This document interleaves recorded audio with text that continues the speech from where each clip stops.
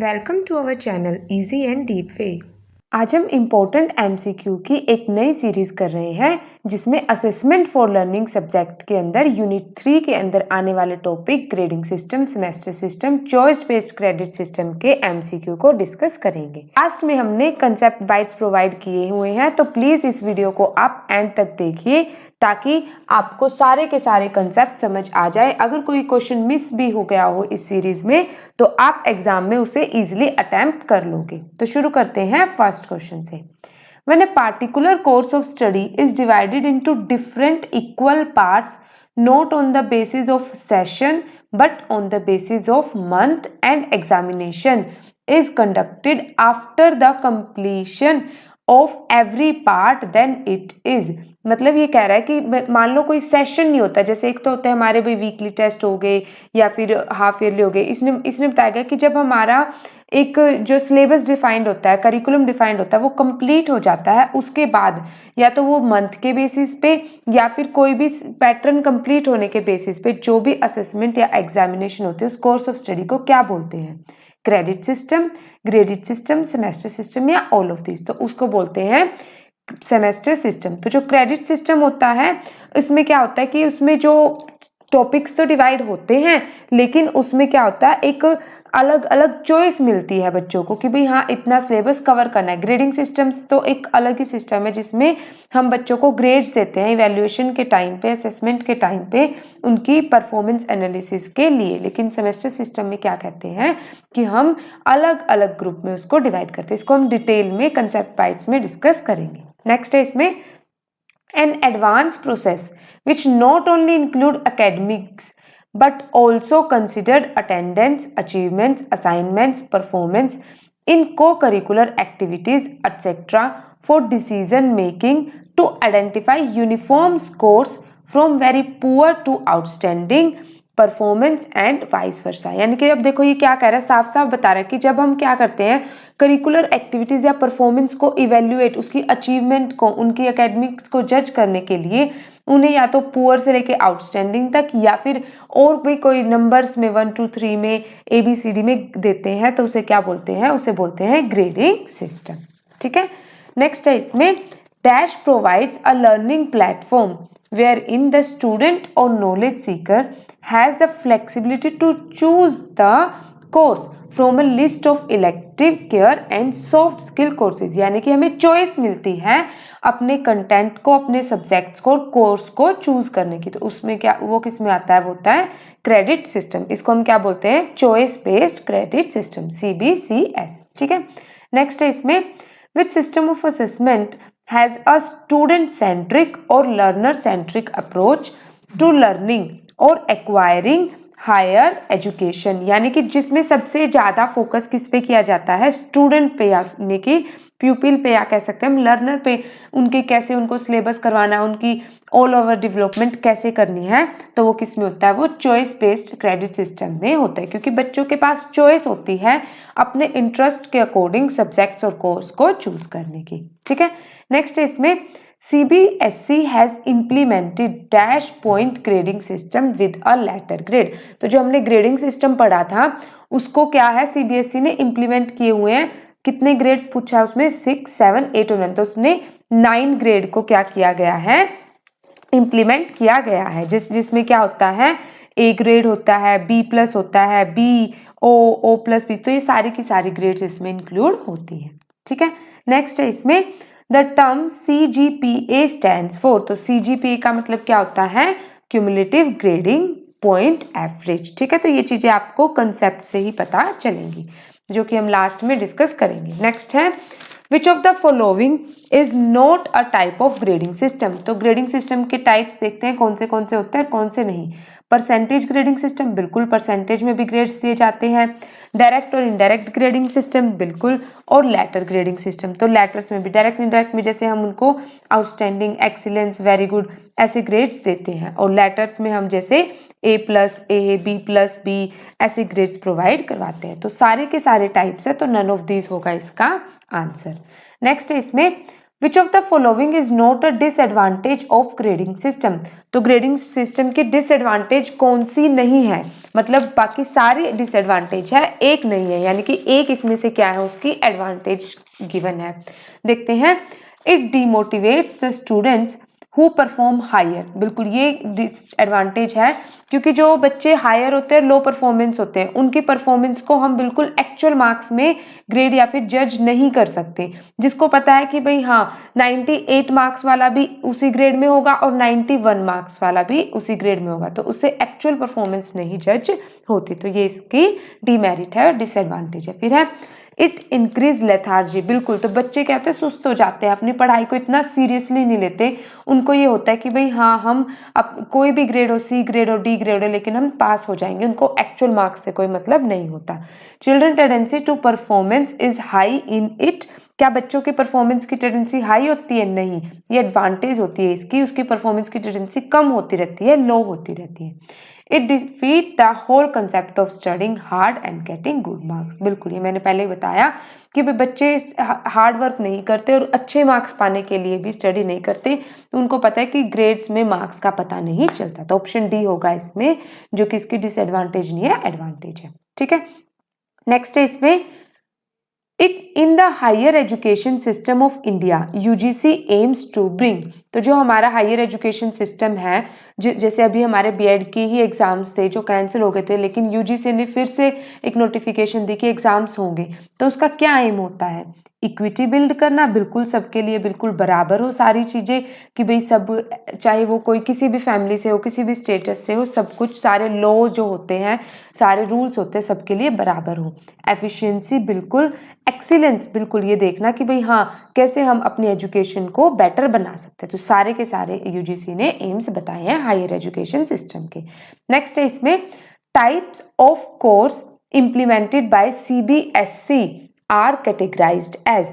तो जो सीबीएसई, यहाँ पर सीबीसीएस आएगा कि जो चॉइस बेस्ड क्रेडिट सिस्टम है उसने कौन कौन से टाइप के कोर्स बताए हैं? Core course, elective course, foundation course या फिर सभी। तो उसने सभी कोर्स बताए हैं। इनको हम एक एक करके डिटेल में डिस्कस करेंगे कि इसमें क्या क्या होता है, कि कौन से हमारे लिए कंपलसरी होते हैं, कौन से हम स्पेसिफिक होते हैं, चूज कर सकते हैं, और कौन से हमारी एबिलिटी को शो करते हैं। ठीक है, वो है फाउंडेशन। तो ऑल ऑफ दिस होगा इसका आंसर। नेक्स्ट है the course which is to be compulsory studied by a student to get specified degree is. तो जो हमारे लिए कंपल्सरी होता है, जिसमें कोई हम ये है कि भाई हाँ हमें ये लैंग्वेज पढ़नी ही पढ़नी है, जैसे हिंदी कई बार कंपल्सरी होता है, इंग्लिश कंपल्सरी होता है, तो उसे क्या बोलेंगे? उसे कोर कोर्स कहेंगे। तो ऑप्शन ए होगा इसका आंसर। नेक्स्ट है इसमें a pool of subjects from which students has to choose a specified number of subjects for his or her studies to get degree is. यानी कि सिर्फ डिग्री लेने के लिए उसको एक नंबर स्पेसिफाई होते हैं कि भाई मान लो अब हमारे बीएड के सब्जेक्ट है, उसमें जो टॉपिक, उसमें 7 सब्जेक्ट्स हैं, तो ये हमारे स्पेसिफाइड होते हैं कि सिर्फ हमें डिग्री के लिए यही सब्जेक्ट पढ़ने, लेकिन ये इसका और भी, इससे बढ़कर और भी ज़्यादा चीज़ें होती हैं, तो वो होता है इलेक्टिव कोर्स में, तो हम इसको चूज कर सकते हैं। नेक्स्ट है इसमें which of the following is or are included in type of courses. तो क्या क्या चीज़ें होती हैं इनके टाइप्स में? डिसिप्लिन सेंट्रिक इलेक्टिव, बिल्कुल, तो इसमें डिसिप्लिन कैसे मेंटेन करना ये इंक्लूड होता है। जेनरिक यानी कि ओपन इलेक्टिव, की हाँ कोई भी सबके लिए ये कॉमन होते हैं। डिसर्टेशन और प्रोजेक्ट, जिसमें हम क्या करते हैं? इंफॉर्मेशन प्रोवाइड करते हैं किसी भी चीज से रिलेटेड, और प्रोजेक्ट्स होते हैं। तो सारे के सारे ये टाइप्स बताए गए हैं कोर्सेज के, कौन से? सीबीसीएस के अंडर। ठीक है, नेक्स्ट है इसमें एबिलिटी एनहेंसमेंट कोर्स और फाउंडेशन कोर्स हैज इंक्लूडेड, कि जो एबिलिटी ये कोर्सेज बताए गए हैं इसमें क्या क्या चीजें इंक्लूड होती है? स्किल एनहेंसमेंट कोर्स होता है, यस, कंपल्सरी, और एबिलिटी एनहेंसमेंट कंपल्सरी कोर्स भी होता है। तो ऑप्शन बी सी होगा इसका आंसर, बोथ। तो हमें अपनी एबिलिटी को एनहेंस करने के लिए अपनी स्किल को और कोई जो सब्जेक्ट है उसको कंपल्सरी देखना होता है। नेक्स्ट है इसमें UGC has introduce dash point grading. देखो सबसे पहले हमने पढ़ा था सीबीएसई ने कितने पॉइंट्स का दिया था?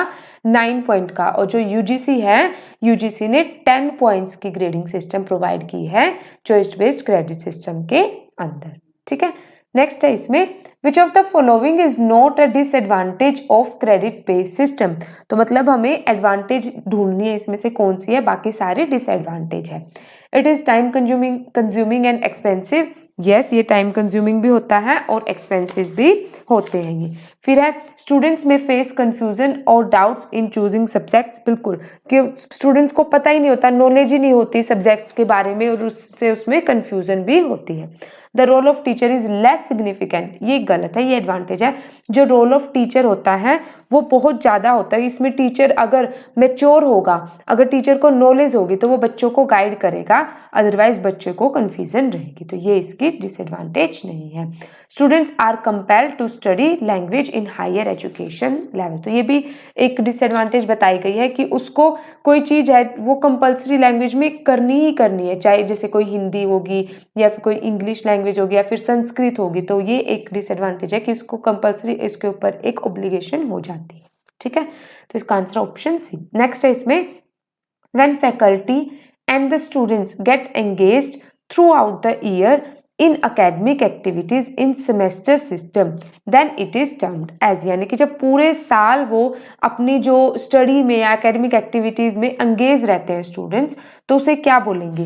रिएक्टिव सिस्टम, प्रोएक्टिव सिस्टम या फिर बोथ? तो उसको बोलेंगे प्रोएक्टिव सिस्टम। तो यानी कि हम हर चीज के लिए पहले से ही एडवांस में तैयार रहना। ठीक है, फिर है इसमें next, Which of the following is not a disadvantage of semester system?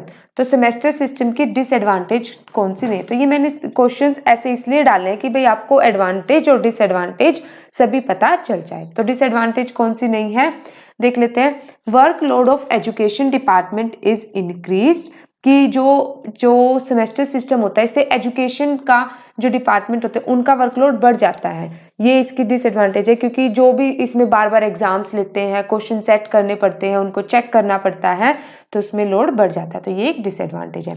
Reduce stress strain and make learning joyful, तो क्या ये डिसएडवांटेज है? नहीं, ये क्या है? एडवांटेज है। क्योंकि बच्चों का क्या है, सिलेबस कम हो जाता है। जो सिलेबस उन्होंने 6 मंथ में पढ़ लिया वो नेक्स्ट 6 मंथ में उसको नहीं पढ़ना पड़ेगा, तो इससे उनका स्ट्रेस स्ट्रेन और लर्निंग ईजी होती है। ठीक है, तो ये इसका डिसएडवांटेज नहीं है। फिर है और देख लेते हैं, this system suits only to higher education. हाँ, ये भी सिर्फ ये जो सेमेस्टर सिस्टम है ये हायर एजुकेशन में ही होता है, छोटी क्लासेस के बच्चों के लिए ऐसा पॉसिबल नहीं है।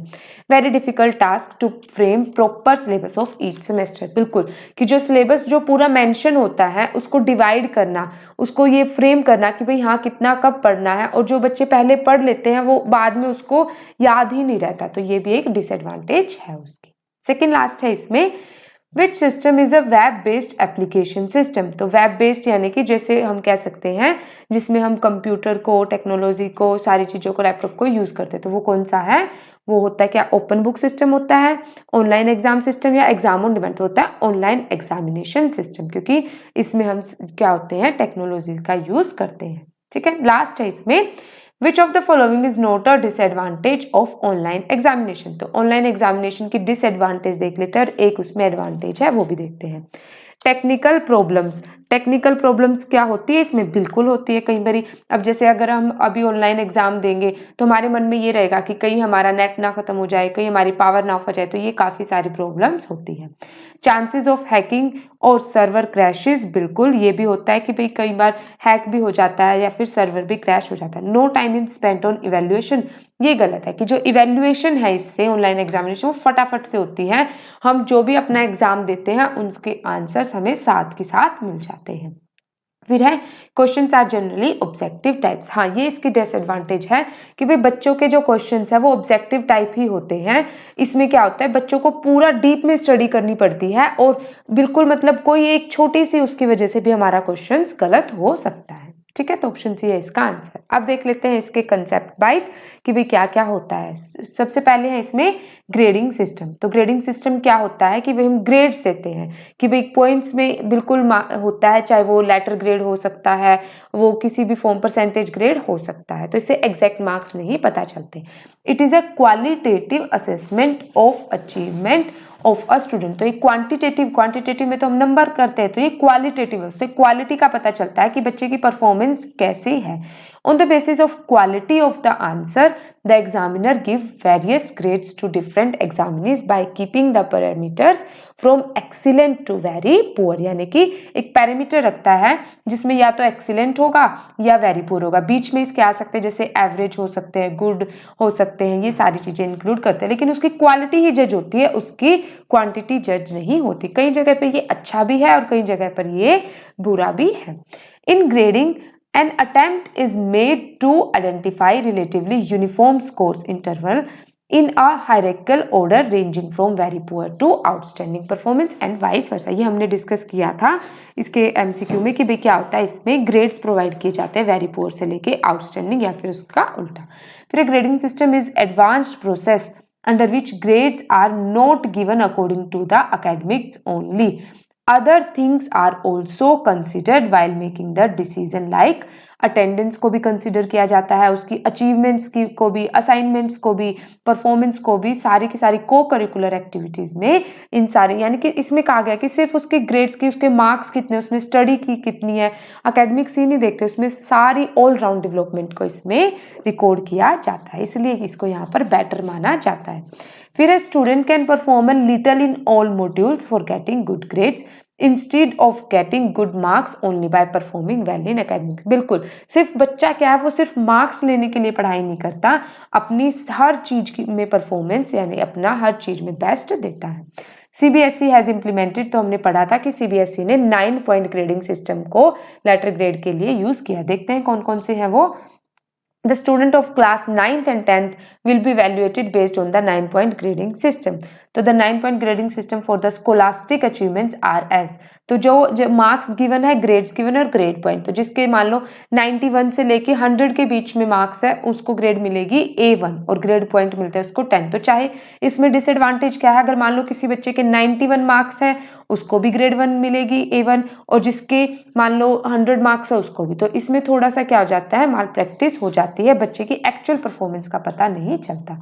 ऐसे ही जैसे 81 से 90 तक A2, 71 से, तो ये ऐसे ही फॉलोइंग है कि भी कैसे उनका ग्रेड सिस्टम, ये 9 पॉइंट्स गिवन है, A1, A2, B1, B2, C1, C2, D, E1, E2। तो ये 9 पॉइंट्स की ग्रेडिंग सिस्टम सीबीएसई ने दी है। नेक्स्ट है इसमें सीबीएसई ग्रेडिंग सिस्टम कैलकुलेटिंग, यानी कि अब उसको कैलकुलेट कैसे करते हैं। तो देखते हैं, जो इसमें बताया गया है कि सीजीपी है, सीजीपी हमने क्या पढ़ा था कि भाई इसको कैलकुलेट करने का क्या तरीका होता है, क्युमुलेटिव ग्रेडिंग पॉइंट एवरेज। तो इसमें sum of grade point obtained in 5 main subject. तो हम क्या, चाहे हमारे एक ऑप्शनल सब्जेक्ट भी होता है, अगर मान लो किसी एक सब्जेक्ट में हमारे मार्क्स कम होते हैं तो हम उसको छोड़ देते हैं, और जो हमारे हाईएस्ट मार्क्स होते हैं उनका सम करके डिवाइड बाय 5 करते हैं, तो हमारी क्या आ जाती है, एक्चुअल परसेंटेज निकल आती है। ठीक है, so in order to calculate the percentage follow the formula as below. तो क्या फॉर्मूला होगा कि जो भी हमारी सीजीपीए निकली, तो जो भी हमारे मार्क्स था उसको डिवाइड किया, उसको हम 9.5 से मल्टीप्लाई करेंगे तो वो हमारी परसेंटेज आ जाएगी। ठीक है, मे बी इस पे क्वेश्चन आ जाए एग्जाम में, तो आपको फॉर्मूला पता होना चाहिए।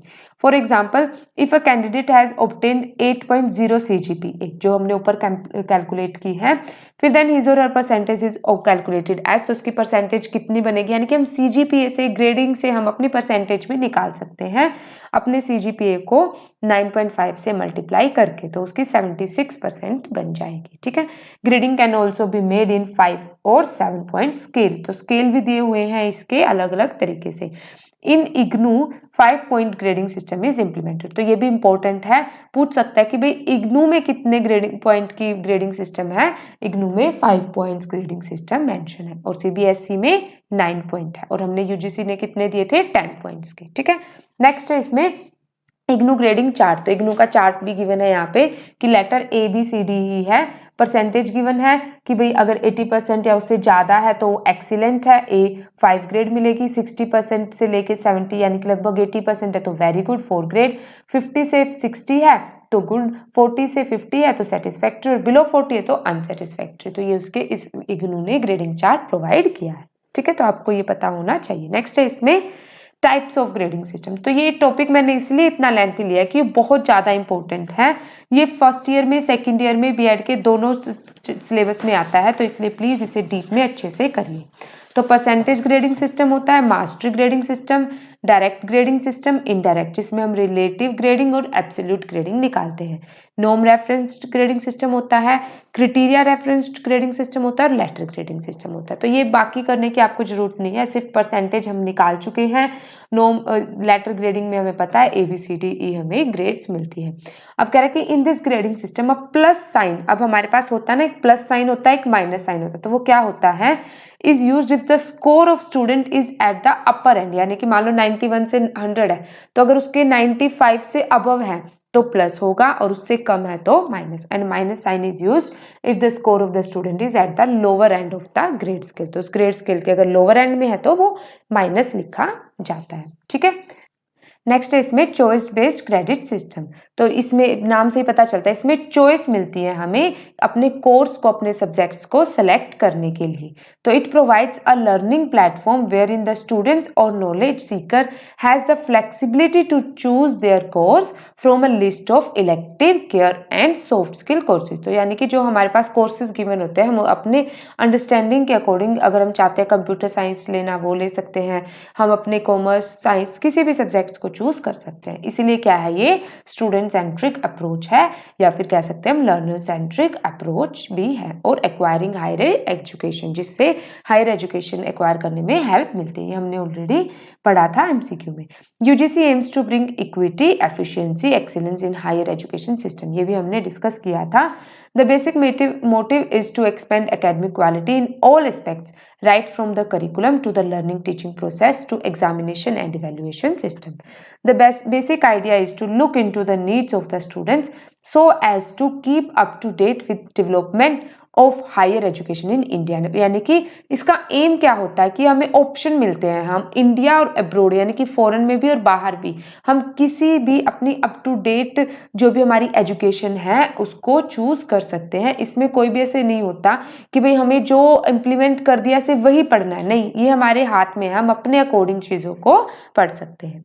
It aims to redefine the curriculum keeping pace with the liberalisation and globalisation in education. बिल्कुल, जब हम इसको अब्रोड तक भी पढ़ सकते हैं, जो किसी भी फॉरेन किसी भी कंट्री की लैंग्वेज को पढ़ सकते हैं, तो ये क्या हो जाएगी, लिबरलाइजेशन, हमें आज़ादी मिलेगी और ग्लोबलाइजेशन बिल्कुल बाहर तक होगी।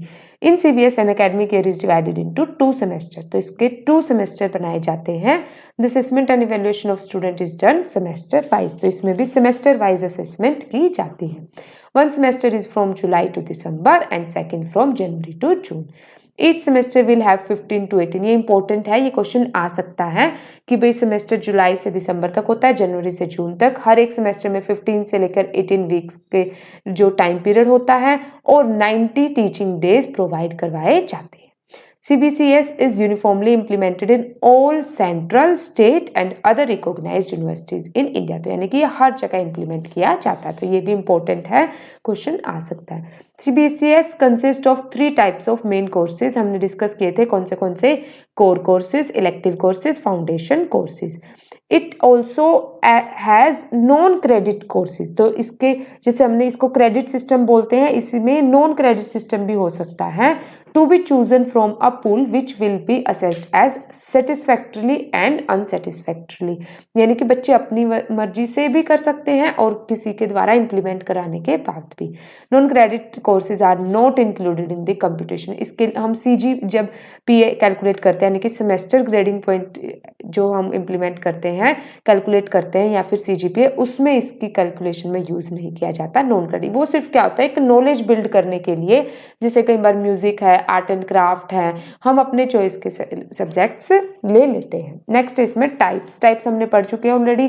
कोर कोर्स, इसमें क्या होता है, हमें चॉइस मिलती है, कंपलसरी होता है, सॉरी, इसमें कि कोई भी सब्जेक्ट है वो कंपलसरी हमें लेना ही होता है। इलेक्टिव में हमें क्या मिलती है, ऑप्शन मिलता है चूज करने के लिए। It may be very specific, specialised, advanced, supportive to the discipline of study. ठीक है, नेक्स्ट है इसमें इलेक्टिव कोर्स ऑफ 3, तो 3 टाइप्स के बताए हुए हमने पढ़े थे, डिसिप्लिन सेंट्रिक इलेक्टिव और जेनरिक इलेक्टिव और डिसर्शन और प्रोजेक्ट। डिसिप्लिन में क्या था, द कॉलेज में also offer discipline relative elective course of interdisciplinary nature. और जेनरिक में क्या होता है कि in an elective it is an elective course chosen generally from an unrelated discipline subject with an intention to seek exposure, anyone can take this subject and open for all subject. तो ये सबके लिए common होता है। और dissertation में क्या था, it is an elective course designed to acquire special or advanced knowledge such as supplement study or sports study to a project, and a candidate studies such a course on his own with an advisory support bye. यानी कि ये इसको क्या होता है, ये projects given होते हैं, वो खुद से स्टडी करता है लेकिन वो टीचर की स्पोर्ट्स मिलती है, इसमें फैकल्टी की स्पोर्ट्स इसमें मिलती है। ठीक है, फिर एबिलिटी एनहांसमेंट कोर्स जिसको क्या बोलते हैं हम, फाउंडेशन कोर्स। तो कौन से होते हैं, स्किल एनहांसमेंट कोर्स और कंपल्सरी और एबिलिटी एनहांसमेंट कोर्स। ठीक है, नेक्स्ट है इसमें ऑनलाइन एग्जामिनेशन। तो ये सबको ही पता है, अभी भी हमारे ऑनलाइन एग्जामिनेशन होने जा रहे हैं, तो इसमें हमें इंटरनेट की ज़रूरत होती है, मीडिया की ज़रूरत होती है। इसमें क्या होता है कि सारे के सारे रिजल्ट्स वगैरह प्रोवाइड करवाए होते हैं। तो ऑनलाइन एग्जामिनेशन में क्या होता है, एक वेब बेस्ड एप्लीकेशन होता है जो हम ऑलरेडी डिस्कस कर चुके हैं।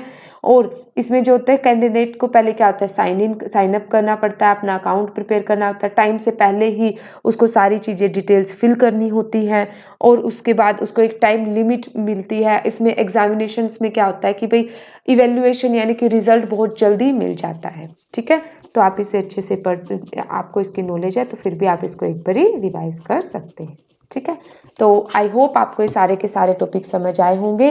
तो प्लीज़ इन्हें सभी के साथ शेयर कीजिए और नेक्स्ट वीडियो की नोटिफिकेशन के लिए हमारे चैनल को सब्सक्राइब भी कीजिए। Thank you.